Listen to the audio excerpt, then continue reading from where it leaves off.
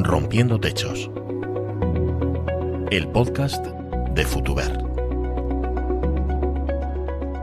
La ciberresiliencia, entre la ciberseguridad y la resiliencia.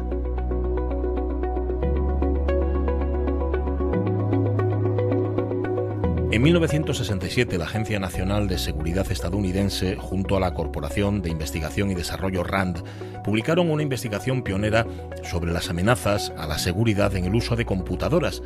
Se empleaba en aquel informe por vez primera el término ciberseguridad. En la segunda mitad de los 70, las empresas de informática lanzaron los primeros productos de software de seguridad informática, sistemas comerciales de control de acceso a usuarios de ordenadores centrales de las organizaciones.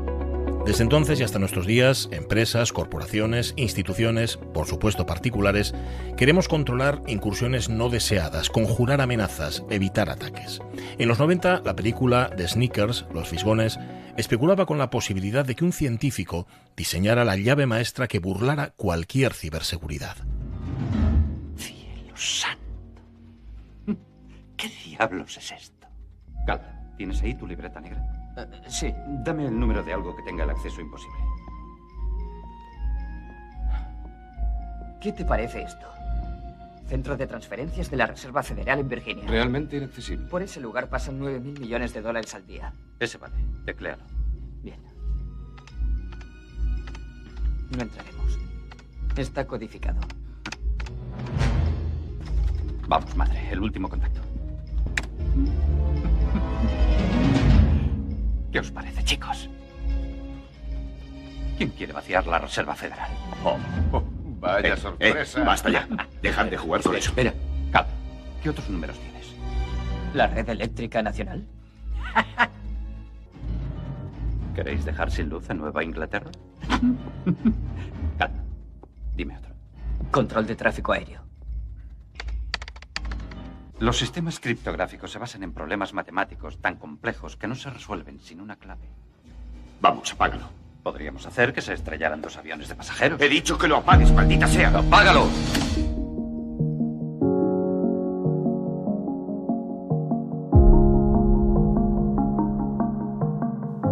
¿Fantasía o realidad? La necesidad de garantizar la máxima ciberseguridad y a mayores una adecuada ciberresiliencia choca con un panorama cada vez más complejo. En el año 2023 los ciberataques alcanzaron un valor global cercano al 1,5% del PIB mundial, superando así la suma de otros 3 grandes motores económicos en el mundo del crimen: el tráfico ilegal de armas, la trata de seres humanos y el mercado ilegal de drogas. Las intrusiones en la nube aumentaron durante el pasado año en un 75%. Las víctimas de robos de datos mencionados en la Dark Web crecieron en un 76%. Y los ataques aumentaron en el último año un 24%. Modesto Álvarez es miembro de la Junta de Gobierno del COIPA, el Colegio Oficial de Ingenieros en Informática del Principado de Asturias. Modesto, encantado de saludarte y bienvenido. Encantado, gracias. Pablo Blanco es director de Sistemas y Ciberseguridad de Futuber. Pablo, ¿qué tal? Bien, Pachi, aquí estamos. Pues nada, bienvenido a tu casa, bienvenido a este Rompiendo Techos de Futuber. Desde luego son datos abrumadores que evidentemente no buscan alarmar, sino concienciar. Os voy a pedir, Modesto, Pablo, que analicemos las causas. A ver, atacantes cada vez más sofisticados, medidas de seguridad no actualizadas, falta de concienciación, a lo mejor por parte de las empresas, las instituciones, los particulares. Modesto, ¿cuál es tu diagnóstico? Bueno, hay una mezcla de todo, por supuesto, pero no es que los atacantes sean cada vez más sofisticados, sino cada vez más profesionales. Cada vez hay más atacantes, es un negocio que les renta, entonces cada vez más delincuentes se pasan a esto y dedican todo su tiempo a lo que les funciona, a lo que les da dinero, y cuando no les funciona algo, cambian. Es decir, buscan dinero con el menor esfuerzo posible. Por otro lado, la sociedad tampoco es que estemos peor que hace unos años. Lo que pasa es que sí es verdad que hemos avanzado a menos velocidad que los atacantes. Se gasta mucho dinero o mucho o poco, no lo sé, pero bueno, se gasta más dinero que antes en tecnología, pero nos cuesta mucho más cambiar nuestros comportamientos, y ahí está un poco el gran problema. Buscamos una solución mágica que nos permita seguir haciendo las cosas de la misma manera, pero a la vez estar seguros, y eso no existe. Pablo, ¿tu diagnóstico? Como bien indica Modesto, vamos también un poquito alineados con la opinión que tiene él.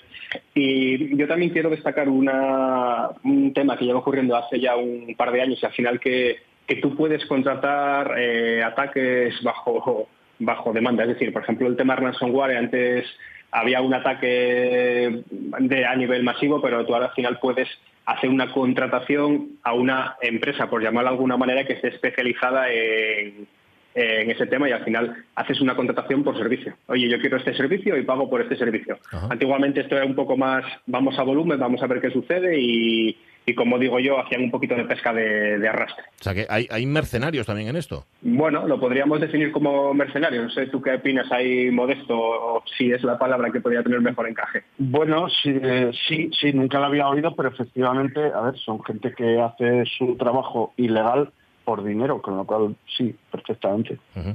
Hay una directiva, evidentemente, y hay una directiva, esto tiene que ver con lo que comentaba Modesto Álvarez al principio, esto va muy rápido, las directivas evidentemente también tienen que modificarse con la misma rapidez. Está la NIS 1, que se estableció en 2016, con los años, la NIS 2, que se aprueba en el año 2022, tiene que haber, evidentemente, incorporado todo aquello que es novedad. No os pido que me habléis de la directiva, evidentemente, pero sí que reflexionéis al respecto. ¿Van lo suficientemente rápido estas normativas y estas directivas para adaptarse al mundo real?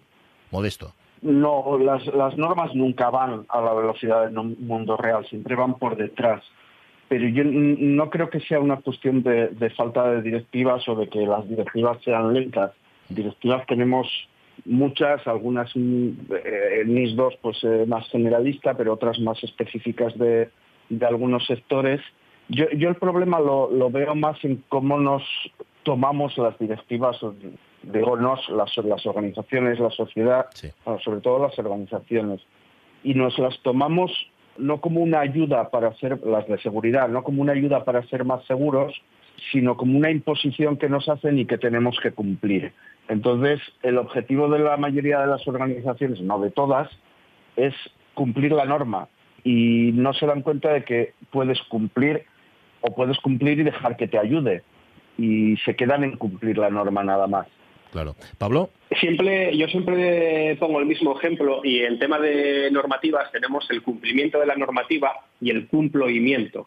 Es decir, cuando solo buscamos tener la norma, tener ese sello que nos diferencia un poco de los demás, o que ese sello nos proporcione acceso a proyectos, pues muchas empresas pues van a mínimos, y al final este tipo de normativas es un ciclo de mejora continuo que tiene que servir, tiene que estar integrado con la alta dirección, y al final tiene que tener unas ventajas y un valor diferencial al resto de normas. ¿Cuál es la complejidad? Que muchas veces interpretan que es un gasto y no que es un beneficio para la compañía. Bueno, vamos a bajar el terreno, porque decíamos antes, hay muchos casos que podemos contar que han aparecido en los medios de comunicación. Vamos a hablar de lo que está ocurriendo. Ciñéndonos solamente a España, en la lista de víctimas de ciberataques hay gigantes del IBEX 35, hay organismos públicos, hay incluso compañías especializadas en la tecnología de la información y la comunicación. Cada caso es distinto, me imagino, Modesto, Pablo, pero si tuviéramos que resumir, ¿qué es lo que hicieron mal? ¿Qué hicieron mal, Modesto? Para empezar, en general, y eso no tiene nada que ver con ser víctimas o no, pero lo que casi todas hacen mal cuando tienen un problema de este tipo es comunicarlo mal. Ahí se nota bastante deficiencia en previsión. O sea, no están preparados para estos incidentes, y se nota mucho. Pero no nos quedemos tampoco con que haga falta hacer algo mal para ser víctima. Cualquiera puede ser víctima, y también hay que desmitificar un poco esto y quitar vergüenza al hecho de ser víctima. Los atacantes están atentos 24/7, y nosotros pues estamos a nuestro negocio. Yeah. No pasa nada porque un día nos pillen con la guardia bajada. Evidentemente se pueden hacer cosas mejor. Todas ellas pueden hacer cosas mejor, y podemos hablar de muchas cosas que hay que mejorar. Pero yo intentaría quitar un poco ese estigma de si has sido víctima de un ciberataque es que haces las cosas mal. No me gusta demasiado. Uh-huh. Pablo, ¿estás de acuerdo? Sí, estoy de acuerdo. Incluso salían datos de INCIBE donde indicaban que casi el año pasado se habían notificado 200.000 incidentes de seguridad.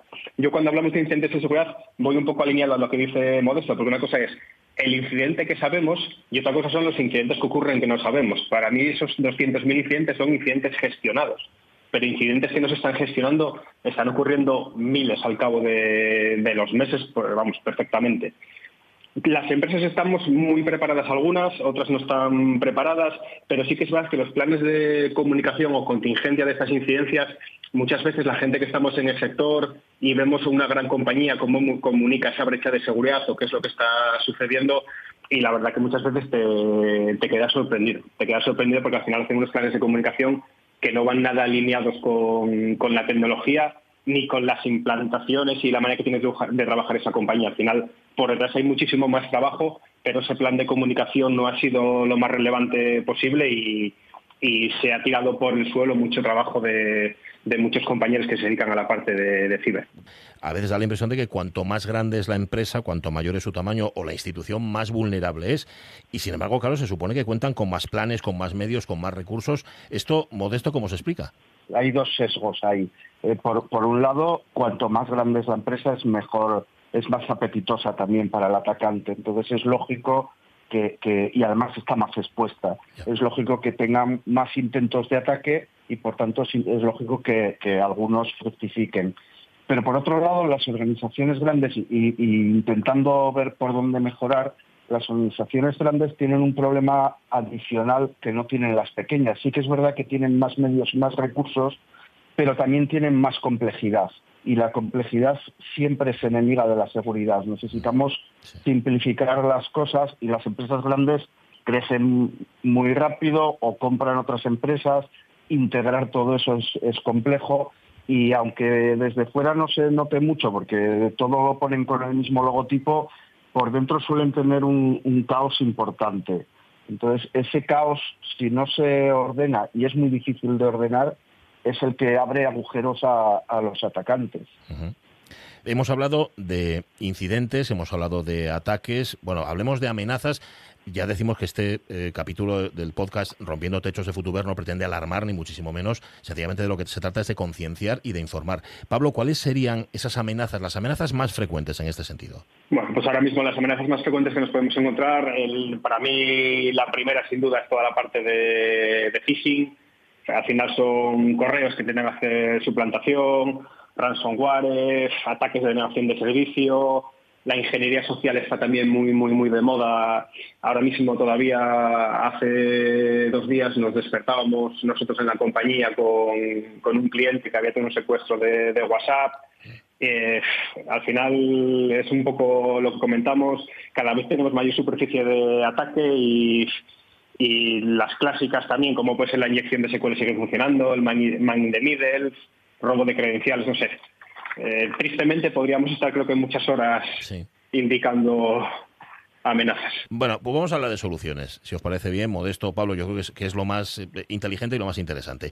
El riesgo existe y además el riesgo va a seguir existiendo por lo que nos estáis contando. Pero ¿cómo gestionamos ese riesgo de manera eficaz, Modesto? La pregunta ya trae, desde mi punto de vista, la respuesta. Gestión del riesgo. Yo creo que el secreto aquí es precisamente la gestión del riesgo. El problema es que nos suele faltar tiempo, tanto en nuestra vida como en las empresas. Vamos siempre con prisas y para esto hay que dedicarle tiempo. Y hay que dedicarle tiempo no un día o un mes y solucionarlo, sino hay que dedicarle tiempo de continuo. ¿Qué quiere decir o a qué me refiero con gestión del riesgo? Y no voy a explicarlo todo porque sería muy amplio, pero fundamentalmente hay 2 cosas que son la base de la gestión del riesgo y son la base de la seguridad y en las que solemos fallar mucho. La primera es conocernos. De ese caos del que hablaba antes, de esa complejidad, pues saber qué tenemos, qué dispositivos usamos, qué gente tenemos en plantilla, cómo nos comportamos, cómo se comportan nuestros proveedores, que también hay que pensar mucho últimamente en los proveedores. Ese conocernos es el primer paso en el que fallan la mayor parte de las organizaciones. Una cosa muy básica, que sería un inventario de activos orientado a la seguridad, no orientado a la contabilidad y tal, casi nunca lo tenemos actualizado o casi nunca lo tenemos bien pensado para que nos ayude. Y el siguiente paso sería ver qué riesgos tenemos. Para gestionar los riesgos tenemos que saber qué riesgos tenemos, hacernos un mapa de riesgos, ver cuáles son más importantes y cuáles menos, y a partir de aquí tomar decisiones para implantar medidas. Normalmente estos dos primeros pasos se saltan y se buscan medidas por moda, porque se habla mucho de ellos, por intuición, y al final eso es actuar a ciegas. Pablo, ¿qué puedes añadir? Para mí hay una parte en toda la gestión de riesgos, también toda la parte proactiva, todo lo que vaya vinculado a monitorización y detección temprana de incidentes para poder adelantarnos. Me gusta también mucho tener muy definidos toda la parte de continuidad de negocio y recuperación, que creo que vamos a hablar un poquito más adelante de ello, sí. Porque al final no solo es resolver el problema que tenemos ahora mismo o evaluar el riesgo que tenemos, sino tener la capacidad de, como empresa, seguir operando. Tenemos unos riesgos ahora mismo cada vez más expuestos y que sucede también mucho en la gran empresa, que es todo lo que es la parte de cadena de suministro. Las empresas grandes al final pues te apoyas, subcontratas servicios para tu propia empresa y muchas veces no estamos teniendo en cuenta que esas empresas tienen que cumplir también con unas garantías en cuanto a ciberseguridad y son ese tipo de cosas que, como bien comenta Modesto, se van quedando un poquito en el tintero y muchas veces gran parte de la exposición que tenemos puede venir por terceros en lo que se suele llamar cadena de suministro. Bueno, Pablo Blanco lo ha citado, nosotros al principio también lo decíamos, porque el título del podcast, de este segundo podcast de Futuber, incluye otro término. Hablamos de ciberseguridad, pero hablamos también de ciberresiliencia. ¿Qué entendemos por ciberresiliencia? ¿Quién me lo define? ¿Modesto, Pablo? Yo mismo, si te parece. Ciberresiliencia además está ahora mismo muy de moda y lo mencionan casi todas las normas que están saliendo en los últimos años. Pero bueno, no deja de ser ponerle el sufijo ciber a la palabra resiliencia. ¿Resiliencia qué es? Pues la capacidad de salir adelante ante dificultades grandes. En este caso, pues dificultades grandes provenientes del mundo ciber, pues una cibercrisis, o llamémoslo como queramos, pues esa capacidad de sobreponernos lo antes posible y con las menores pérdidas posibles y seguir trabajando en la empresa, seguir incluso mejorando. ¿Y qué pasos habría que seguir? Porque claro, evidentemente la ciberresiliencia forma parte de una cultura de empresa. ¿Qué pasos habría que seguir para implantar esa cultura en las empresas? Lo fundamental, Pablo habló antes de planes de continuidad de negocio, planes de contingencia. Lo fundamental es pensar y ponernos en situación de un incidente grave. Poniéndonos en situación, dedicándole tiempo, como decía antes, podemos pensar qué cosas necesitamos y no tenemos o cómo deberíamos comportarnos, hacer un pequeño procedimiento, un pequeño plan. No tiene por qué ser súper complicado, ya lo iremos mejorando. Y yo hay una cosa que me parece fundamental y que da muy buenos resultados, que son los simulacros. Toda la vida hemos hecho simulacros de incendios, sí, y de otras cosas, en los barcos y en todos los sitios se hacen simulacros de emergencias y en esto deberíamos hacerlo también. Hay muchos tipos de simulacros que podemos hacer y normalmente aprendemos mucho cuando los hacemos. Uh-huh. Pablo, ¿cómo avanzamos hacia esas empresas ciberresilientes? Últimamente tenemos que vincular mucho ciberseguridad con negocio, que es un poco también para mí lo que es la ciberresiliencia. Al final nos solemos siempre encontrar que la inversión o el presupuesto destinado a tecnología, pues bueno, siempre al final suele ser reducido para los equipos, para lo que estamos viendo siempre los equipos de ciber, porque al final, como comentábamos, necesitamos gente preparada, gente entrenada, gente que pueda reaccionar en un 24/7 y todo eso va muy alineado con el negocio. Al final es triste, pero muchas veces no podemos activar ese tipo de planes porque al final la empresa no sabe el impacto que va a tener en el negocio. Pero cuando le dices que la empresa puede estar parada 2 días, 2 horas o 2 semanas, evidentemente ahí sí que a nivel financiero se empiezan a ver las inversiones de manera diferente, porque al final ya no estás viendo un gasto, estás viendo una inversión, claro. Estás viendo que tienes un plan de continuidad de negocio, que el negocio no va a estar parado y en 3 horas, 4 días o una semana vas a estar operativo, con lo cual al final minimizas muchísimo las pérdidas. Quería insistir un poco en lo que acaba de decir Pablo, porque me parece muy importante. Cuando hacemos un simulacro de incidente a nivel más de gestión, a nivel más de capa directiva, suele ser muy esclarecedor, suele abrir muchos ojos. Normalmente la parte técnica tendrán las cosas mejor o peor, pero casi siempre están más preparados que los directivos para una cibercrisis. Normalmente cuando hacemos un simulacro de ese tipo, el director financiero, el de comunicación, el de legal o el director general no saben muy bien por qué se les convoca, no saben muy bien qué pintan ahí, porque normalmente existe la sensación de que estos temas son cosa del Departamento de Informática. Y como dice Pablo, en realidad todo esto afecta al negocio. Y cuando afecta al negocio, durante la respuesta a la crisis, se van a tener que tomar decisiones de negocio, no solo decisiones técnicas.